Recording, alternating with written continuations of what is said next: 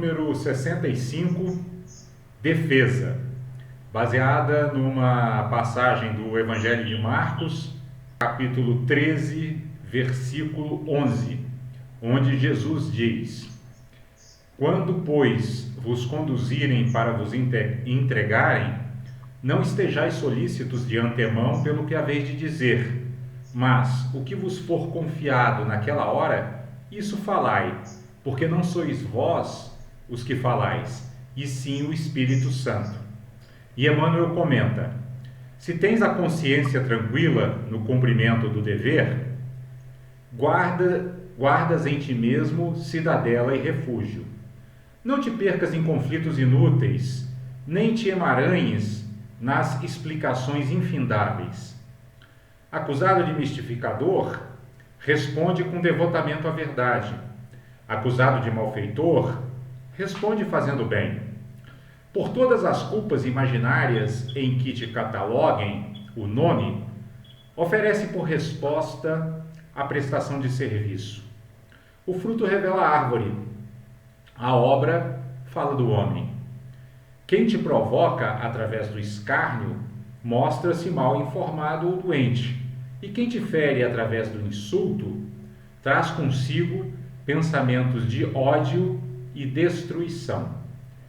Não lhes sanarias o mal à força de palavras somente. Dá-lhes a conhecer a própria rota no trabalho edificante que realizas, e a luz divina inspirar-te-á o verbo justo no instante certo.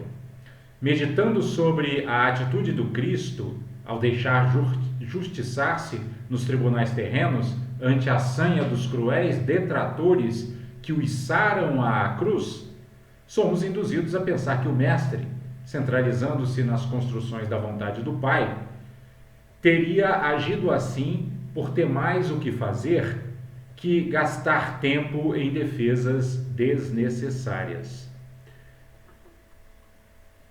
Bom, pessoal, então, essa mensagem de hoje, ela nos fala dessa tendência que nós temos, dessa marca mental que nós temos, que é aquela de nos entregar à ilusão de que nós temos um eu separado do mundo, separado dos outros, e que esse eu precisa ser defendido a qualquer custo. Esse tipo de marca mental é que nos leva a desenvolver a emoção perturbadora da raiva, né? Porque o que é a raiva? A raiva, ela é uma reação mental e física também de defesa de nós mesmos, né? Quando nós nos achamos ameaçados.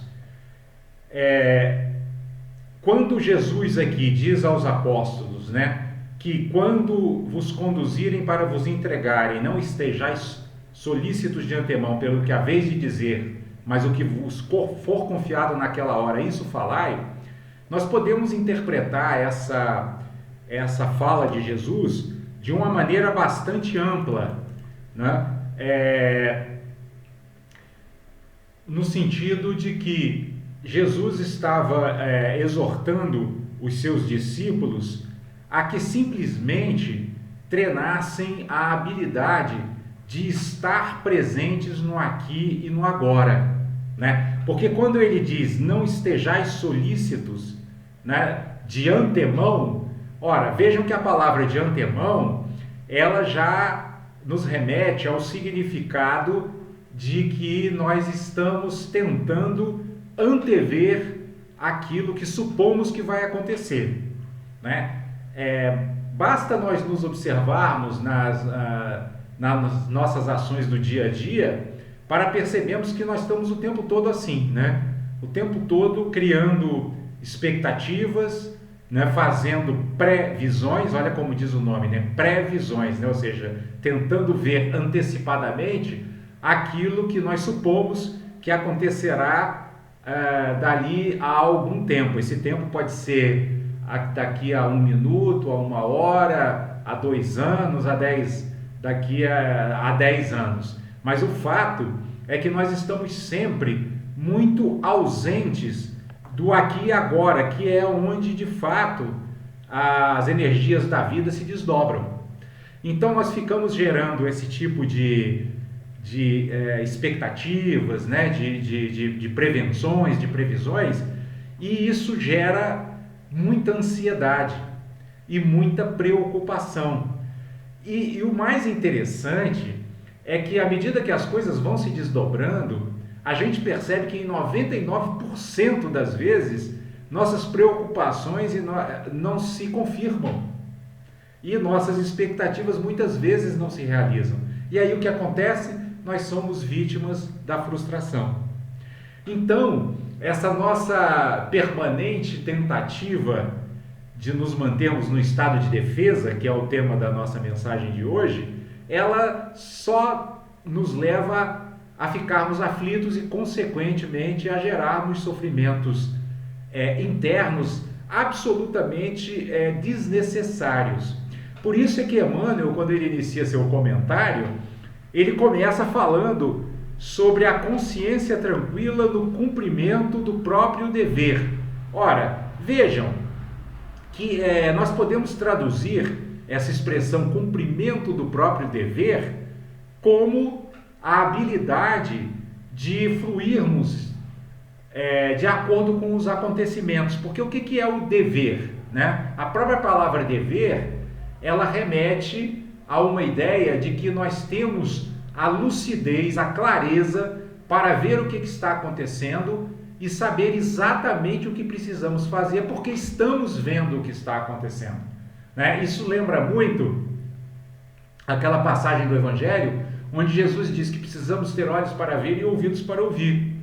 Ou seja, nossos olhos e nossos ouvidos precisam estar presentes no momento para que nós possamos captar o movimento da energia, o movimento dos seres, né? O movimento do próprio ambiente e das circunstâncias nas quais nós estamos envolvidos, para que nós saibamos para onde devemos caminhar, que decisões devemos tomar. A clareza mental significa exatamente isso, uma atitude atenta, né? Uma plena atenção ao presente, que consegue ver as coisas como elas são e sabe tomar as decisões de acordo com aquilo que o momento requer, e não de acordo com as nossas expectativas, e não de acordo com aquilo que a gente imagina que vai acontecer. Mas para que a gente consiga agir dessa maneira, a palavra-chave, o pensamento-chave, a atitude-chave é relaxamento, que é, nesse contexto, o antônimo do título da nossa mensagem. Porque quem está relaxado está absolutamente sereno e tranquilo e, portanto, não está sentindo a necessidade de se defender de nada, porque ele apenas busca se harmonizar com os movimentos da vida, né? Nós podemos comparar aí, criando uma imagem, com o surfista, né? O surfista, quando ele pega a sua prancha e se posiciona para esperar uma onda, ele fica ali totalmente relaxado, deitado na sua prancha, apenas aguardando a onda que vai vir. Ele não fica imaginando se a onda vai ser grande, se a onda vai ser pequena, se ele pode sofrer algum acidente ou alguma coisa assim, porque se ele tiver esse tipo de preocupação, aí ele pode realmente se ver em maus lençóis, mas ele não faz isso. Ele simplesmente relaxa e aguarda o que vai vir. E quando chega a onda, ele simplesmente surfa, ele simplesmente pega a onda que veio. Ele não fica ali se lamentando porque não veio uma onda A, B ou C. É aquela onda. E ele faz o quê? Ele adapta seus movimentos ao movimento daquela onda. E é isso que faz a beleza, né, do surf, né? É essa capacidade que tem o surfista de aproveitar o próprio movimento do mar. Tanto é que o que impulsiona a prancha não são os braços do surfista, né? Não são as pernas do surfista, é a própria energia da água em movimento. Então essa figura é muito boa, para nós aplicarmos também à nossa vida cotidiana, né? Para que a gente tenha essa atitude de surfar as ondas da vida e não tentarmos resistir a elas, porque se tentarmos resistir a elas, vamos nos encrencar, vamos nos embolar nessas ondas e vamos aí, seguindo ainda a metáfora do mar e do surfista, vamos acabar,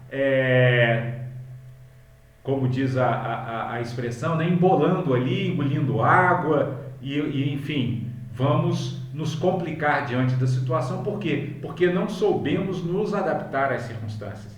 Tentamos impor às circunstâncias os nossos desejos, as nossas vontades. E é isso que gera essa atitude tensa do tema da nossa mensagem de hoje, né? Que é a defesa. Né? Por quê? Porque como nós geramos expectativas, como nós tentamos impor à vida os nossos desejos, nós acabamos desenvolvendo uma atitude de luta com as circunstâncias, que é exatamente o oposto de se harmonizar às circunstâncias. Então nós começamos a lutar. É daí que surge, inclusive, esse mau hábito que nós temos de manipular. Né? O que é manipular? É justamente tentar ajeitar as coisas, né? Tentar fazer com que os seres e as circunstâncias se movimentem para nos satisfazer, ao invés de nós nos tornarmos maleáveis para nos adaptarmos àquilo que está transcorrendo, né? E aí Emmanuel nos dá conselhos assim bastante diretos e bastante práticos para nós aplicarmos no nosso dia a dia, citando exemplos de coisas que podem nos acontecer e ao mesmo tempo nos dando por assim dizer, né, a indicação de como nós deveríamos agir diante de determinadas negatividades que podem ser dirigidas a nós, né? Então ele diz assim: por todas as culpas imaginárias em que te cataloguem o nome, oferece por resposta a prestação de serviço. É muito importante nós entendermos, né, fazendo aqui aquela leitura interiorizadora a que a gente se refere muito frequentemente, que serviço aqui significa justamente o serviço a que se refere Jesus no Novo Testamento, ou seja, o trabalho de purificação do nosso interior.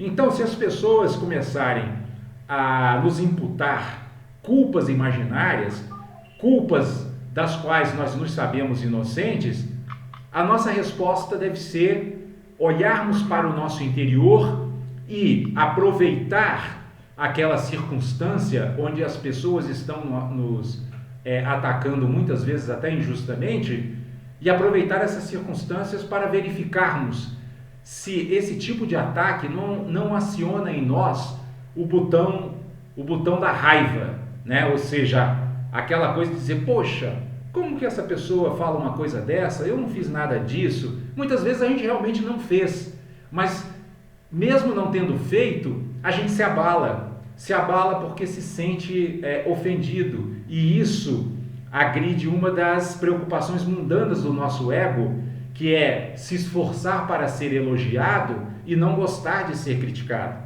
né? Então, o que Emmanuel está nos dizendo, em resumo, nessa mensagem, é que nós deveríamos abrir mão dessa atitude de achar que precisamos nos defender de algo e passarmos a compreender que nós estamos mergulhados num universo que está preenchido pelo amor divino, pela onisciência divina, pela onipresença divina, e que, portanto, esse universo, ele não é agressivo, muito pelo contrário, ele é um universo que nos acolhe, ele é um universo que nos oferece oportunidades de crescimento, ele é um universo regido por princípios de equilíbrio, por princípios de harmonia, por princípios de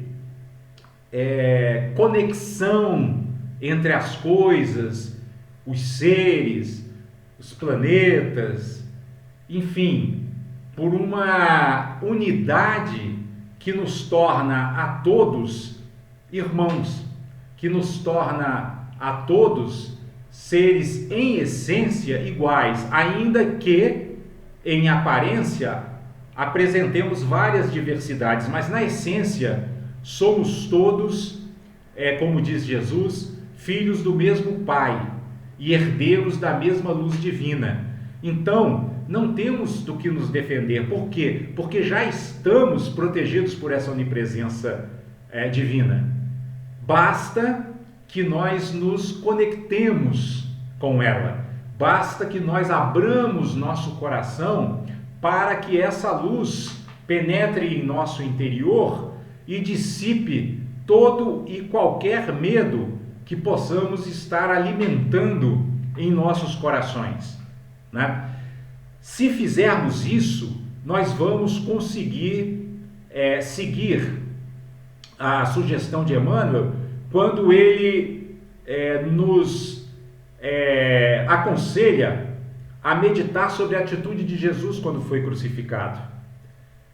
Jesus não era culpado de crime algum, no entanto, estava sendo acusado de ser um grande malfeitor e por isso estava sendo crucificado. Mas qual foi a atitude de Jesus? É muito bonita a forma como Emmanuel descreve essa atitude, porque ele diz que Jesus não gastou tempo com defesas desnecessárias, né? Ou seja, Jesus, um espírito iluminado, né? Um espírito plenamente desabrochado, ele sabia que qualquer tipo de defesa era gasto inútil de energia. Por quê? Porque Jesus já havia superado a ilusão do ego. Então não havia no seu coração nenhuma preocupação com o fato de estar sendo criticado e nenhum desejo de ser elogiado. Ele também não precisava buscar prazeres para ter felicidade e nem evitar a dor. Por quê? Porque ele estava perfeitamente estabelecido num equilíbrio interno que o tornava imune a qualquer tipo de aflição. E é justamente a esse tipo de atitude que essa mensagem de hoje está nos convidando, a que nós procuremos nos conectar com esse Cristo interno que habita dentro de nós e que, embora não possa ser definido em palavras, ele pode ser visto como um grande espaço ilimitado de possibilidades. Ou seja, em cada circunstância da vida com a qual nós nos deparemos, nós vamos nos deparar também com uma imensidão de possibilidades de darmos respostas. E aí é que cabe nós exercitarmos no nosso cotidiano a sabedoria. Porque o que é a sabedoria? A sabedoria é a habilidade de discriminarmos de maneira instantânea, em cada momento, qual a melhor decisão, qual a melhor atitude e qual o melhor movimento a ser feito. Se nós cultivarmos intensamente essa lucidez, nós estaremos sempre surfando a onda da vida de maneira harmônica, de maneira serena, de maneira tranquila e vamos, portanto, estar mais relaxados e, em estando mais relaxados, vamos ter mais energia disponível para aplicarmos no nosso processo de evolução espiritual e de crescimento interior.